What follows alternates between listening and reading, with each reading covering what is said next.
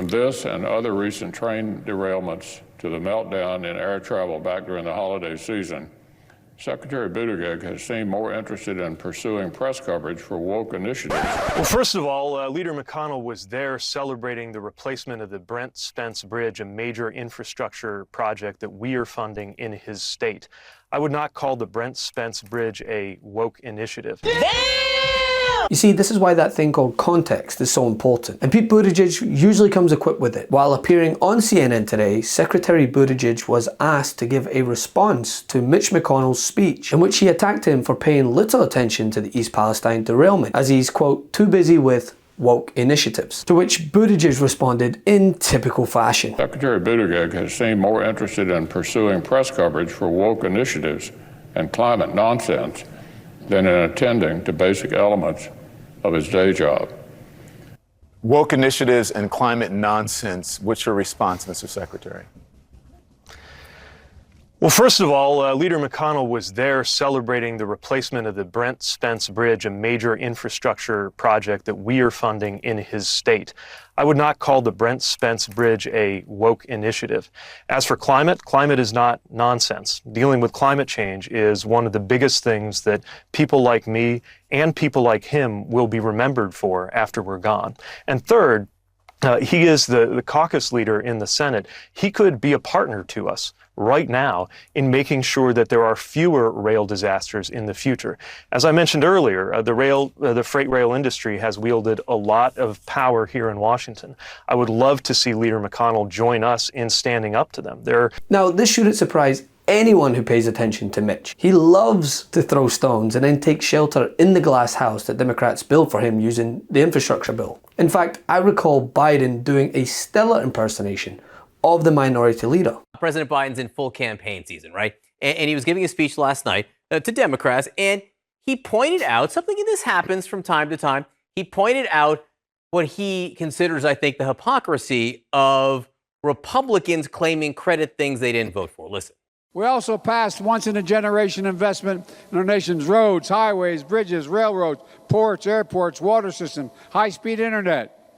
We got a little help from Republicans, but not a lot, but enough to get it passed. But the truth is, there are a lot more Republicans taking credit for that bill than we actually voted for it. I see them out there, and now we're going to build this new bridge here. We're all for it. And by the way, this new road, and we're going to have an internet that's going to be all the way. I love them, man. They ain't got no shame. And since he's suddenly so outraged over train derailments, I'm wondering where that outrage was when the former president was slicing through regulation. I will formulate a rule which says that for every one new regulation, 2 old regulations must be eliminated. So important. Yeah, I don't recall you having that much to say back then, Mitch. Was the brake regulation that Obama put in place only for Trump to roll back also a woke initiative? And the thing that is most fascinating to me are the brakes on the train.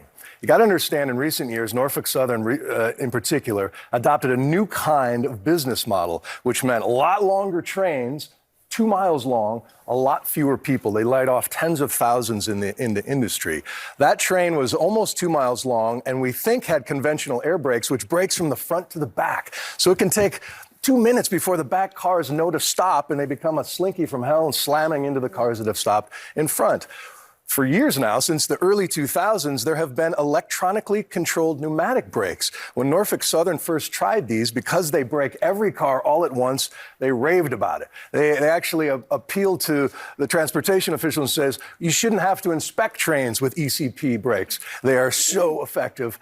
But then when President Obama tried to make them mandatory after a bunch of derailments in 2014. Said, let's just put them on the cars that have explosive carcinogens, for example. The industry, the railroads, the chemical companies, the lobbies fought it hard. They gutted it. The final version was that longer, high-hazard flammable trains would need brakes by 2023, ironically. But in 2018, the Trump administration, Elaine Chao was the transportation secretary, rolled it back entirely. Are breaks now woke, as well as books, climate, military, teaching? I mean, you name it, Republicans have called it woke somehow. The reality is, this is floor-level fruit for them. They care not that Buttigieg went to East Palestine. They care not that Buttigieg even apologized for not speaking out immediately on Twitter. Yeah. You mentioned a national political figure who's decided to get involved. It sounds like you're talking about Trump, and then you said, I need your help. How can he help?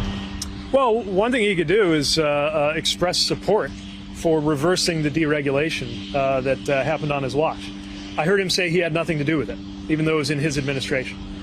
So if he had nothing to do with it, and they did it in his administration against his will, maybe he could come out and say that he supports us moving in a different direction. We're not afraid to own our policies when it comes to raising the bar on regulation.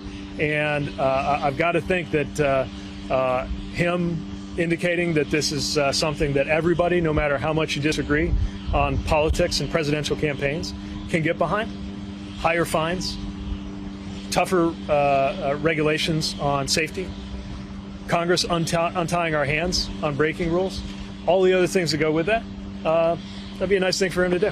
They care not that even their own propaganda news network have had to tame attacks on the Biden administration for this tragedy, knowing full well Trump's role in it. Regulations regarding train safety were changed during the Trump administration. This particular railroad and others lobbied President Trump to dismantle an Obama-era rule that would have required railroads to update their braking systems. And apparently the Obama administration had pushed for it to govern transportation of hazardous materials after about 500,000 barrels of crude were dumped. But ultimately, the Trump administration undid that and said the costs exceeded the benefits. During the Trump administration, apparently, even when there were derailments, Transportation Secretary Elaine Chao never visited the sites. But what is different about that and this is, well, people just don't trust the government tests because they go, well, it's okay to trust, you can drink the water, you can breathe the air.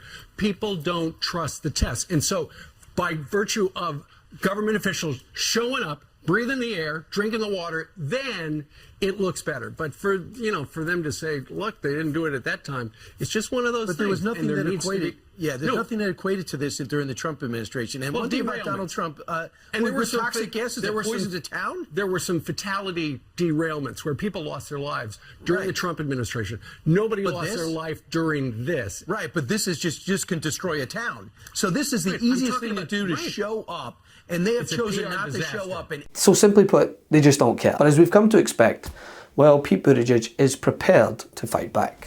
Our blue wall stopped the red wave and election deniers got denied election. That's why we're celebrating with the new Democracy Prevails team.